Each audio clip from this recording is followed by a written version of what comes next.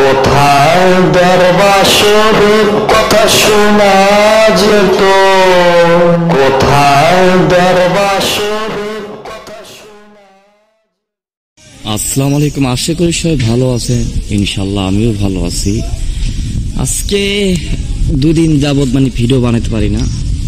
এখানে খুব বাংলাদেশে ঝড় তুফান হয়েছিল, সেজন্য ভিডিও বানাতে পারিনি, দুঃখিত আমি। যাই হোক, আমাকে কমেন্ট করছিলেন যে ভাই আপনি তো বিভিন্ন ধরনের ভিডিও বানিয়ে থাকেন, তা আমাদের আজকে একটু অন্যরকম ভিডিও দেন।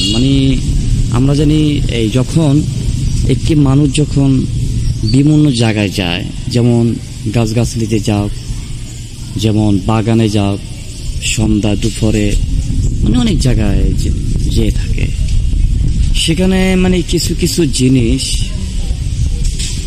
ভালো মন্দ অনেকে মুরব্বীরা বলে যে এখানে কিছু আছে, কেউ বলে পরী আছে, কেউ বলে জিন আছে, আবার কেউ বলে যে এখানে মনে হয় খারাপ কিছু আছে, আবার কেউ বলে যে ছোট থেকে বড় হইতে থাকে।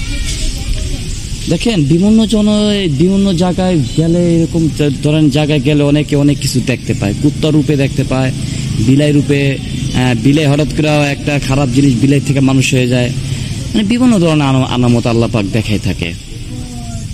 আবার অনেকে বলছে যে কিছু কিছু পুরাতন জায়গায় গেলে এখানে কিছু আছে কি না বোঝা কিভাবে বুঝবো, এটা কি কোনো আমল সাধন আছে?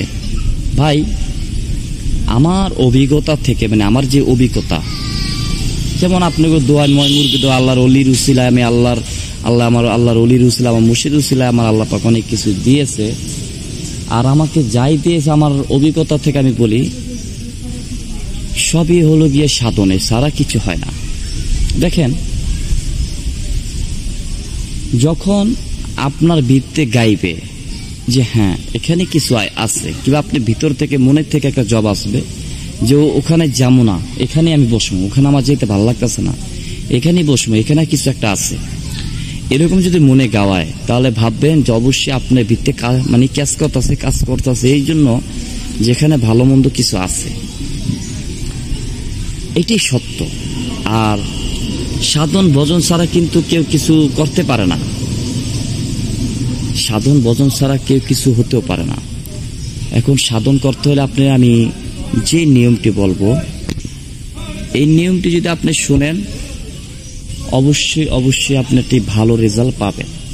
এটা আমার অভিজ্ঞতা, বাস্তবতা, কোনো ভুয়া না, কোনো চাটাম কথা না, কোনো ফালতুমি কথা না। 100% যদি আপনি আমার কথাগুলো যদি মেনে এই কাজটি করতে পারেন, যদি আপনি প্রতিদিন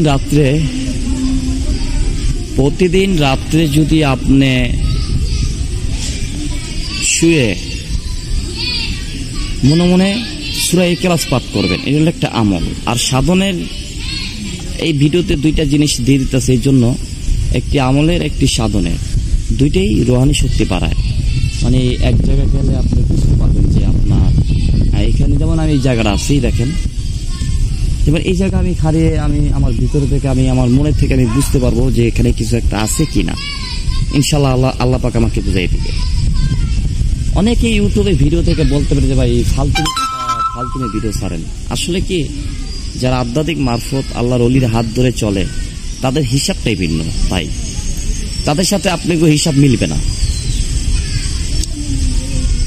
পৃথিবীতে আল্লাহ পাক বাতাস, এই যে বাতাসটা হইতেছে, গাছগাছালি লড়তেছে, দেখেন, এই বিভিন্ন বাতাসের সাথে কিন্তু অনেক কিছু চলাফেরা করে, ভালো মন্দ অনেক কিছু চলাফেরা করে।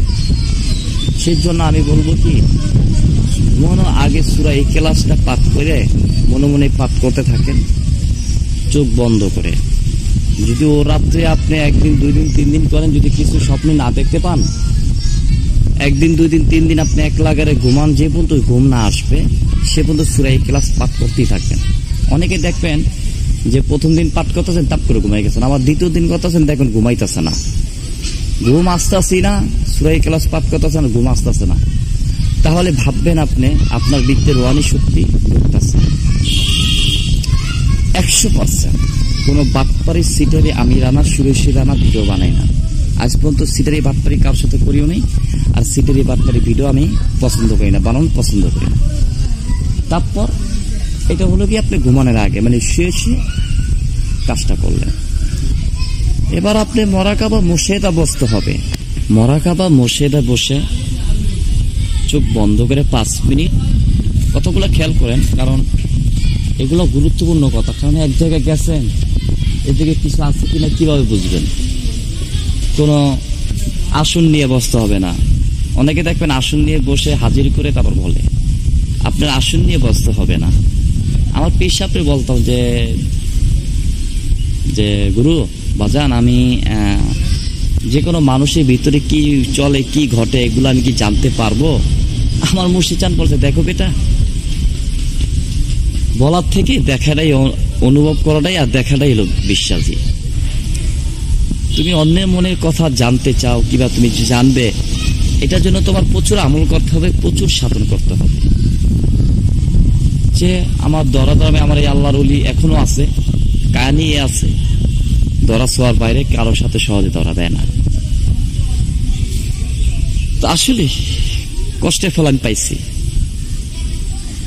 বেশি না হয় আপনি আমাকে ফোন দিয়ে বিভিন্ন কথা মানে আমার সাথে দেখা না করলো, ফোনে আপনি খালি জিজ্ঞাসা করেন যে ভাই আপনি বলেন তো আমি কিরকম, আমার মনটা কিরকম, আমি মানুষটা কিরকম হইতে পারি, ভালো না মন্দ, কিংবা আমি কি কোনো মানুষের উপকার করি কিনা, কিংবা আমার দ্বারা মানুষের ক্ষতি হয় কিনা।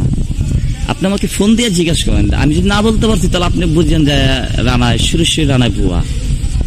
আর যদি ফোন দিয়ে যদি বুঝতে পারেন যে না ঠিক আছে, সে আমার মনের খবর বলে দিতে পারছে, তাহলে অবশ্যই ভাবতে হবে যে আল্লাহ পাক আমার আল্লাহর অলির উসিলে কিছু আমাকে দিছে, তাই না?